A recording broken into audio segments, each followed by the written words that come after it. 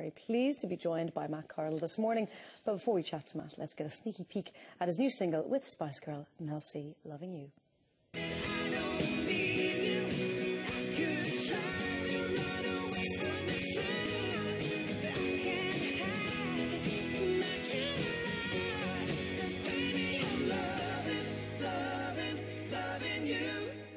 My door is open, come on over.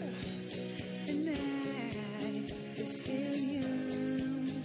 I wanna get over your body, take you under, come undone. But why do we only give it up in the dark? All right, let's get it out of the way. What's the story with you and Sporty Spice? Oh, Mel C, she's now known as. Mel C. What's the story with you and Mel C? Well, I mean, the story is what you see there, you know. You're loving her? Siri, there's a picture in the paper over the weekend.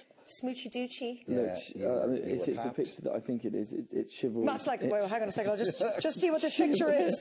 So that means there's other photographs in existence that haven't arrived at the press yet. No. Look, I mean, I have a lot of love for Mel and a lot of respect I always have for her as an artist. Is it friend love or girlfriend boyfriend? See, look, chivalry's not dead. I was looking at that. There's some crazy. Are you a knight or not? There was some. No. There was some crazy Spice Girl fans that I was protecting her from. Look at you, you're protecting her. You so like her. In a fight, she'd be protecting you, mate. Right, listen, we got that out of the way. Okay. There you go, right. Sorry. So de facto, no relationship? No, we're good. I don't believe you. All right, that's it. We'll leave you alone now, okay. Right. Matt, it's lovely to have you back again, because last time you were here, you were on the barge, and now you're in the warmth, in the sofa. Yeah, I've still got my scarf on. You brought that just in case this time, didn't you? So what's been going on for you since the last time we heard you on Ireland AM? Well, we've finished recording Porcelain. Mm-hmm. It came out last Monday.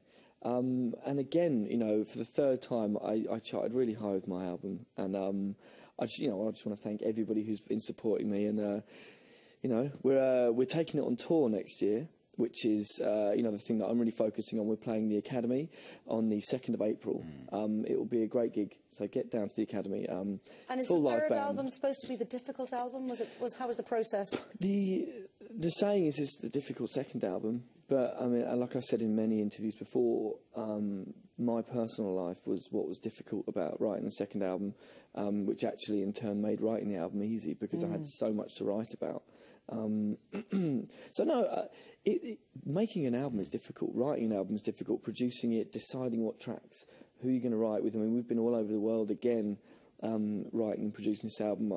Spent a lot of time in the States, but it was a completely fresh start after the second album, after The Fire, new writers, a new scenario in my life personally, and a new set of goals, you know.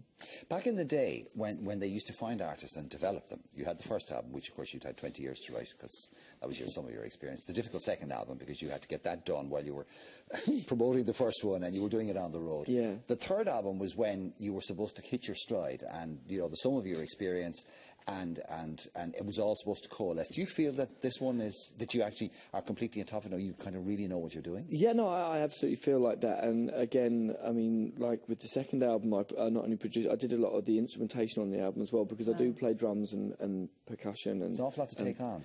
He did all and the cellos and things like that. Oh, apart from the violins and the cellos, I played every single instrument. Guitar, bass, drums, piano. Some of the piano was someone else, but I mean all the simple piano. And who's producing it? Me.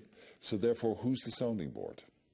Who's the person who's saying, do you know what, Matt, that's not as good a take as you think it is? Well, see, these are my engineer that I worked with that helped me engineer the album. Who you're paying. Who I'm paying. Exactly. But you need to have someone around you that is not a yes man, you know, because if you do, then, you know, it won't be to the standard that it needs to be. But also with producing and doing the instrumentation, these things take time. You don't realise. So you go into these writing sessions and it's fine. The song's written, or partially written or started, and then I have to find the time to go to the studio and spend days and days drumming and putting the bass lines down and all this kind of stuff.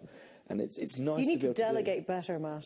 Yeah. You need to get other people to do some stuff. bass players in and get some drummers in. It has to be said, though, Matt, that male X Factor winners haven't had, and I have to mention Steve Brookstein, and it's not fair, but on the other hand, yourself and Ollie Moores and people like that have done quite well out of it. So it actually hasn't been, 1 year of limelight, next season of X Factor you're forgotten about. You've actually managed to outlive it.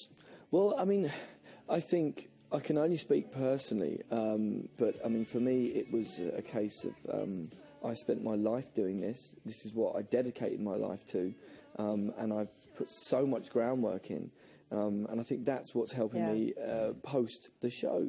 I think the show's format is such that you can spend your life working in a bank, getting to know or a chartered accountant or something, but be able to sing.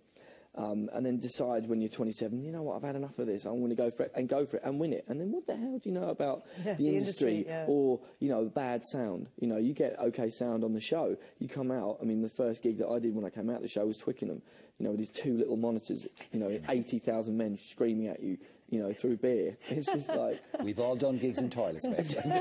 We all know what it's like. You know what I mean? And I've done 1,001 gigs with good sound, bad sound. And so you were a musician first and foremost. You were a musician before, and whatever happened, you were going to be a musician afterwards. Yeah, and whatever happens from now on, I will be, People say, what did you do beforehand? This is what I did, but nobody cared.